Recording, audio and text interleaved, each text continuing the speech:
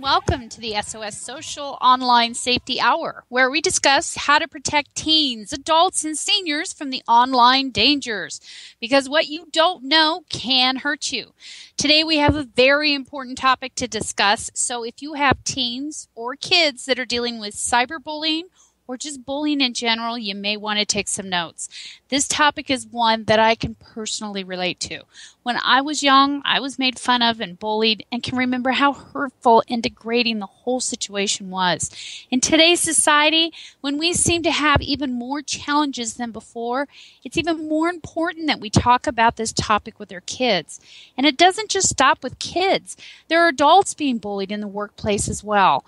We just need to have a movement to stop bullying altogether because no one wins on either side. So with that said, I want to get started by sharing some very sobering stats, which includes physical and cyberbullying. Over half of adolescents and teens have been bullied online, and about the same number have engaged in cyberbullying. It is estimated that 160,000 children miss school every day due to fear of attack or intimidation by other students. Now, this is according to the National Education Association. Over 25% of adolescents and teens have been bullied repeatedly through their cell phones or the internet. 1 in 7 students in grades K through 12 is either a bully or a victim of bullying. 56% of students have personally witnessed some type of bullying in school.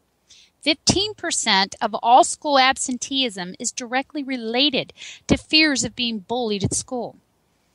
71% of students report incidents of bullying as a problem of their school. 90% of 4th through 8th graders report being victims of bullying.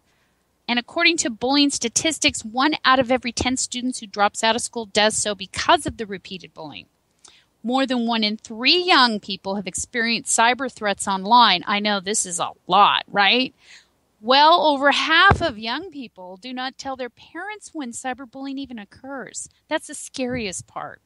Over 80% of teens use a cell phone regularly, making it the most popular form of technology and a common medium for cyberbullying. After half of young people have experienced some form of cyberbullying, and 10 to 20% experience it regularly. Mean, hurtful comments and spreading rumors are the most common type of cyberbullying. Now, girls are at least as likely as boys to be cyberbullies or their victims, and boys are more likely to be threatened by cyberbullies than girls. So there's a lot to take in here, and cyberbullying does not mean that it has any racism to it whatsoever. It affects everybody.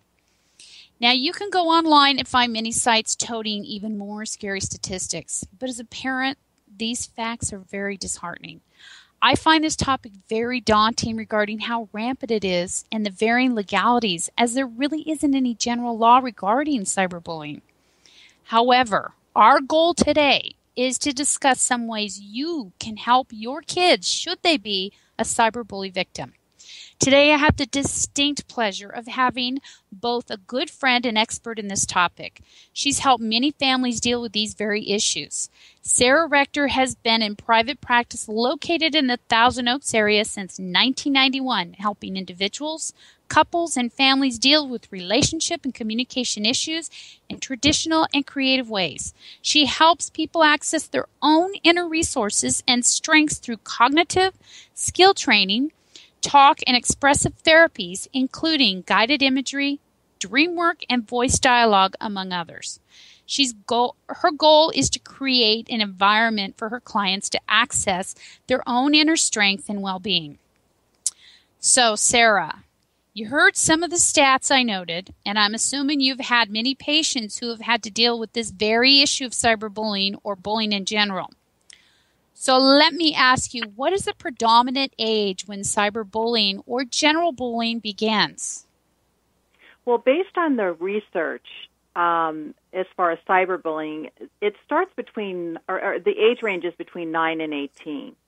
But in talking about the subject with my daughter Cassidy, who's 18, she brought up a really good point in that it starts as soon as the kids get on the internet, which is kind of scary with smartphones and kids, gosh, I heard a 5-year-old had an iPhone. So it's starting younger and younger. Oh, that's a scary statistic. So why do you think cyberbullying has increased? Well, I think because more and more children are having access to the Internet at younger ages. I think what also happens is that kids are bullied, and then unfortunately what they do, it's a learned behavior, and so what they do is that they turn around and then bully others.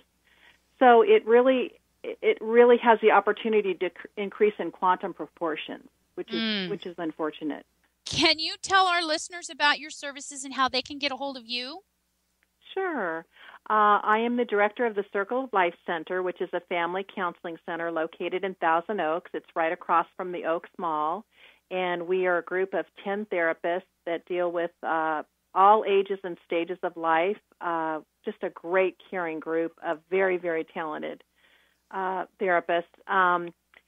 And we deal with kids all the way up to senior citizens, and we see individuals and couples and families. And the best way to get a hold of us, well, 2 ways. The old-fashioned way, phone number, 805-494-1414. Again, that number, 494-1414.